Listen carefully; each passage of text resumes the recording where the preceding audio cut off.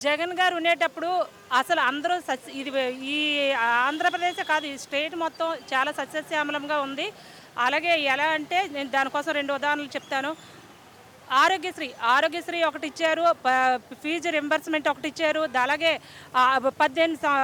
40 సంవత్సరాలకు 18,500 ఇచ్చారు. అలాగే అన్నీ ఒకటి కాదు, కుట్టు మిషన్ వాళ్ళకి చాలామంది చర్చిలో ఉన్న ఫాదర్‌కి చాలా ఎవరికి కూడా ఇది లేకున్నా అతను అలాగ చేసుకొని వెళ్ళిపోతే డబ్బులిచ్చి పాడు చేశాను. డబ్బులిచ్చి అందరినీ ఉద్ధరించాడు. అలాంటి ఆయన్ని వద్దనుకుంటే మేము ఏం చేయలేము.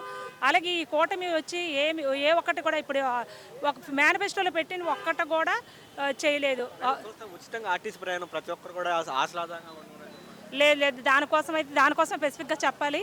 ఆ బస్సులో అయితే ఒకసారి మీరు ఆ బస్సు చూస్తే కొట్టుకొని చేస్తున్నారు. జనం ఎక్కుతున్నారు, జిత్తులు పీక్కుంటున్నారు. అది కూడా ఆధార్ లేకపోతే పంపిస్తాం. ఆధార్ ఉంటేనే, అది ఫోన్‌లో ఉంటే అవ్వదు, అది ఉంటే అవ్వదు, ఇది ఉంటే అవ్వదు. ఆ బస్సులో కూడా చాలా ఇబ్బందికరంగా ఉంది. అది మీరు ఒకసారి చూస్తే తెలుస్తుంది.